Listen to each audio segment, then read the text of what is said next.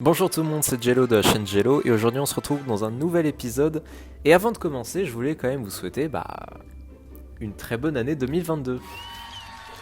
Oui, je sais, effectivement, il se pourrait que j'ai totalement oublié de vous le souhaiter. Il faut dire que j'ai fait seulement une seule vidéo depuis janvier. Mais je vous souhaite quand même une très très bonne année, richesse et prospérité à vous. Je voulais aussi m'excuser pour la qualité très très mauvaise des dernières vidéos que j'ai pu faire.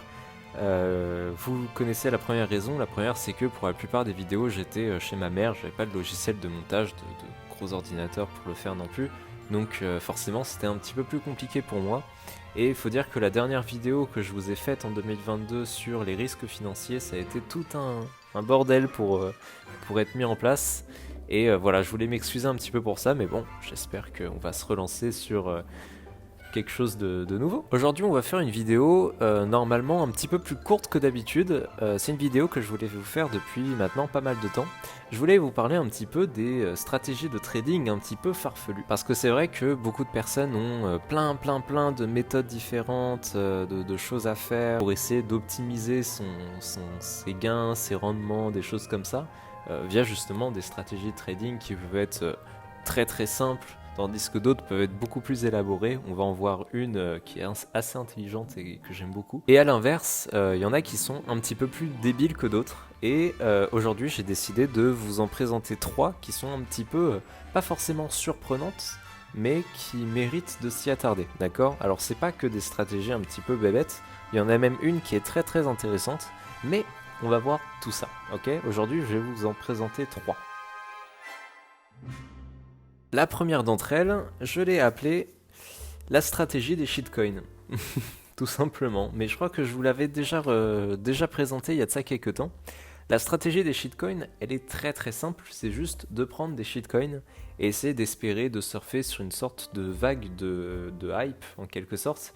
Et c'est vrai qu'aujourd'hui, c'est une stratégie qui est sans doute un petit peu moins sûr qu'avant. Tout simplement parce qu'aujourd'hui, on a énormément de shitcoins. Il y en a sans doute plus aujourd'hui de shitcoins que de véritables projets concrets derrière. Donc est-ce que c'est dommage? Est-ce que c'est bien? Est-ce que c'est pas bien? Bon, vous avez sans doute tous un avis, mais force est de constater que essayer de trouver le shitcoin qui va avoir une hype à un moment donné, ça devient de plus en plus compliqué. En plus, je sais pas si vous avez remarqué, mais souvent sur Twitter maintenant, à chaque fois que vous avez un tweet de quelqu'un d'important de l'univers des cryptos, il y a toujours des centaines et des centaines de bots maintenant qui essaient justement de provoquer ça, une sorte de pseudo-vague de hype autour de shitcoin. Donc effectivement, c'est très particulier cette stratégie, d'accord? Et je vous avais présenté quelqu'un qui avait toute une entreprise justement qui faisait que ça, qui justement étudiait un petit peu les shitcoins, leurs variations. Et en fait, ce que faisait ce monsieur, c'est qu'il essayait de prendre des coins au moment où les Bollinger Bands étaient très resserrés, au moment où ça allait exploser dans une direction. Donc ça, c'est une stratégie qui est peut-être pas forcément très intéressante en vérité. Mais bon, elle a le mérite d'être placée, d'accord? Rappelez-vous que ça, c'est une méthode qui présente aussi énormément de risques, d'accord? Il y a beaucoup de shitcoins qui aujourd'hui sont quasiment morts parce qu'il n'y a plus de volume en fait. Donc même si vous en avez, vous pouvez pas les vendre parce qu'il n'y a personne pour venir vous en racheter. Donc évitez de vous enfermer justement sur ce genre de choses, de vous cloisonner dans des projets comme ça qui sont trop bancals. Vous savez très bien comment je fonctionne, donc vous savez très bien ce que j'en pense. Mais bon, effectivement, faut faire attention à ça, faut faire attention au projet, faut faire attention au fondamental, à l'équipe qu'il y a derrière. Est-ce que c'est un projet faisable? Est-ce qu'il est bien incorporé dans son univers? Et la définition littérale de shitcoin, c'est quelque chose qui ne respecte aucune condition, d'accord? Donc c'est quelque chose qui vraiment survit grâce à la hype, comme beaucoup d'autres choses en vérité, mais faites attention, ça c'est pas forcément une stratégie qui est forcément très intéressante. Donc ça c'était pour la première stratégie axée autour des shitcoins. La deuxième stratégie, elle est tout de suite beaucoup plus rigolote, c'est une stratégie que j'ai envie d'appeler la stratégie du multiplicateur. Je vous l'avais déjà présenté il y a de ça quelques temps, la stratégie du multiplicateur, je sais plus vraiment dans quel contexte, mais je sais que je vous l'avais présenté. Mais en fait l'idée c'est ça, c'est que vous avez une crypto. Donc la crypto, qu'est-ce qu'elle fait? Elle fait ça, elle monte, elle descend, super génial. Elle fait un ATH et ensuite elle peut par exemple se casser la gueule, d'accord? Voilà. Elle peut faire ça, d'accord? Et donc du coup, juste ici, vous avez l'ATH de votre crypto. La stratégie du multiplicateur, c'est d'essayer de trouver une crypto, donc vraiment très très loin, hein, parfois même dans, je sais pas, du top 1000 en termes de market cap, qui est suffisamment éloignée de son ATH. Alors, pas trop, attention, si votre crypto, elle doit faire un x1000 pour retourner à son ATH, ça va pas être l'optimal, d'accord? Mais essayez de privilégier une crypto qui est à 1 x 10, 1 x 15, 1 x 20, quelque chose comme ça, d'accord, de son ATH. Pourquoi? Parce que une crypto qui retourne à son ATH, ça arrive, d'accord? C'est pas impossible. Et ça, c'est une stratégie que quelqu'un m'avait présentée. Il m'avait dit, tiens, je regarde un mec qui fait des vidéos, il m'avait un peu surpris parce qu'il avait une stratégie qui ressemblait à ça. C'était quelqu'un qui tapait justement dans des projets très très loin et il essayait juste de profiter d'un multiplicateur théorique si le cours venait retourner à son ATH. Et ce qui était très intéressant, c'est que le mec il sait quand même de quoi il parle, c'est que ce genre de projet, il monte en toute fin de bull run. Pourquoi? Parce que c'est en toute fin de bull run que vous avez une sorte d'euphorie qui fait que certaines personnes sont prêtes à mettre leur argent dans tout et n'importe quoi, y compris des projets qui n'ont pas de sens, ou alors qui sont très très loin, des choses comme ça. Quelque chose aussi de très intéressant, c'est que cette stratégie, de la même manière que la première que je vous ai présentée, elle n'est pas très maligne dans le sens où, là encore, il y a beaucoup de risques, parce que l'idée c'est pas de regarder un petit peu que fait le projet, de voir un petit peu s'il va être bien, non, c'est vraiment juste de regarder le multiplicateur de si le cours devait retourner à son ATH, d'accord? Donc ça je trouve ça un petit peu dommage, parce que cette stratégie sur le papier je la trouve très très drôle, très intéressante, mais objectivement si vous avez mis votre argent sur un projet qui tient pas la route, vous avez placé votre argent sur un projet qui ne tient pas la route, que voulez-vous que je vous dise? Mais il faut bien comprendre que sur, je sais pas, 10 projets qui doivent retourner à leur ATH, on a peut-être un qui va réussir, ok? Donc bon, pour un projet qui va faire un x10, x15, x20, il y en a plein d'autres qui vont couler à jamais, d'accord? Donc faites attention à ça aussi, ok? Les stratégies que je vous présente aujourd'hui, enfin les deux que je vous ai présentées, c'est des stratégies qui sont très risquées, ok? Contrairement à la troisième que je vais vous présenter, la troisième que j'ai envie d'appeler la stratégie .ksm. Donc avant de parler de cette stratégie .ksm, il faut que je vous parle d'une méthode qui est assez connue, mais je ne crois pas vous l'avoir présentée jusqu'à maintenant. C'est une méthode qui vous permet d'augmenter votre quantité d'une certaine crypto sans forcément ajouter de l'argent directement de votre poche dans le projet, d'accord? Alors comment on fait ça? Alors pour vous expliquer un petit peu comment cette méthode fonctionne, en fait il faut prendre une paire, donc moi j'ai envie de prendre BTC contre quelque chose d'autre. Alors il faut surtout pas prendre une paire BTC contre une fiat ou contre un stablecoin ou des choses comme ça, d'accord? Donc on va prendre par exemple la paire BTC ETH, d'accord? On va partir du principe que vous avez par exemple, je sais pas, 2 BTC.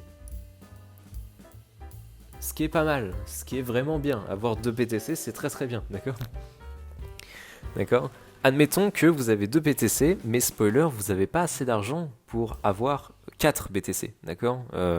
C'est vrai qu'il faut quand même une certaine quantité d'argent pour les obtenir, ok? Alors comment on fait? En fait, il faut vendre vos BTC en ETH, donc utiliser cette paire-là, d'accord? Vendre vos BTC en ETH, donc transformer vos 2 BTC en une certaine quantité d'ETH, d'accord? Faire l'équivalence, en quelque sorte, ok? Après ça, il faut espérer que ETH surperforme BTC, c'est-à-dire que ETH croît très très fort, là où BTC, lui, croît un petit peu moins fort, voire même baisse potentiellement, ok? De manière à ce que la quantité d'ETH que vous avez, si vous devez les retransformer en BTC, ça vous en donnera plus, d'accord? Donc dans notre cas de figure, ça vous en donnera 4 par exemple, d'accord? C'est ça l'idée. Après, là je vous l'ai montré vraiment d'une manière très très simpliste, dans les faits, il faut quand même trouver une crypto qui surperforme une autre, d'accord? Et ça c'est aussi compliqué. À tout moment, si vous passez du BTC en ETH et que BTC surperforme ETH, à ce moment-là, il y a fort à parier que votre quantité de BTC va diminuer au final, d'accord, dans l'opération. Donc ça, c'est une méthode, si vous la connaissez pas, voilà, c'est quelque chose d'assez intéressant. Mais c'est pas le sujet d'aujourd'hui. Mais aujourd'hui, cette méthode-là, on va essayer de la pousser un petit peu plus loin, d'accord? Parce que bien sûr, on pourrait faire cette méthode sur plein de paires, ok? Il existe plein de paires, je sais pas, du sol en ETH, des choses comme ça, ok? Mais il y a une paire qui m'intéresse plus que les autres, c'est la paire DOT KSM. Alors cette stratégie, je crois qu'elle nous vient de Nono alors j'allais dire de Polka France, mais non, c'est maintenant il s'appelle Nono Digital Asset, qui est un chic type, un mec vraiment passionné, et parce qu'il est passionné, on sent vraiment que ses vidéos sont plutôt passionnantes, d'accord? Donc je vous invite à regarder un petit peu ce qu'il fait parce que c'est assez intéressant. Et ce que nous disait Nono, c'est que lui, il a réussi à augmenter sa quantité de Polkadot en faisant justement la méthode que je viens de vous présenter sur la paire .ksm. Et pourquoi est-ce que sur la paire .ksm, elle serait plus intéressante? Tout simplement parce que .ksm, c'est le même projet. D'accord? Quelqu'un qui croit en DOT, c'est quelqu'un qui croit en KSM, ok? Et inversement. Ok, je vous parle pas de deux projets qui sont différents comme BTC ETH qu'on a présenté tout à l'heure. Non.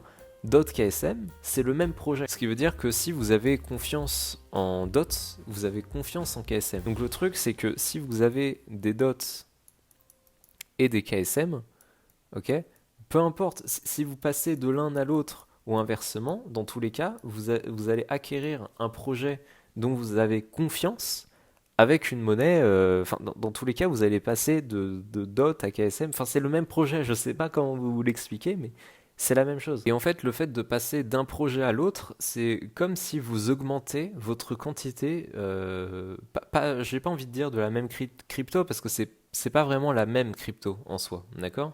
Mais par contre, vous augmentez littéralement votre quantité sur un même projet, d'accord? Parce que, bien sûr, il y a le projet Polkadot, mais le projet Kusama est très lié au projet de Polkadot, d'accord? Donc c'est pour ça que c'est une paire qui est très intéressante justement pour faire cette méthode. Parce que ça te permet d'augmenter ta quantité de DOT ou de KSM, mais dans les deux cas, t'as confiance en eux, quoi. En plus, c'est de très beaux projets, DOT, KSM, ok? Voilà donc tout pour cette troisième méthode de stratégie de trading. Est-ce que je vous referai une petite vidéo là-dessus plus tard si j'en trouve d'autres, mais avec un grand plaisir, parce que moi je trouve ça absolument fou. Ok, typiquement la stratégie .ksm, fallait y penser, mine de rien. Moi j'avais jamais pensé, en fait, je savais même pas que cette paire elle existait, donc c'est assez intéressant, quoi. Ok. Merci beaucoup d'avoir suivi cette vidéo, ça m'a fait du bien de reparler un petit peu de crypto, parce que je me sentais un petit peu mal de parler un petit peu plus de sujets macroéconomie et financiers plutôt que de crypto-actifs. J'espère qu'il vous a plu. D'ici là, moi je vous laisse et je vous souhaite une très bonne journée et à bientôt.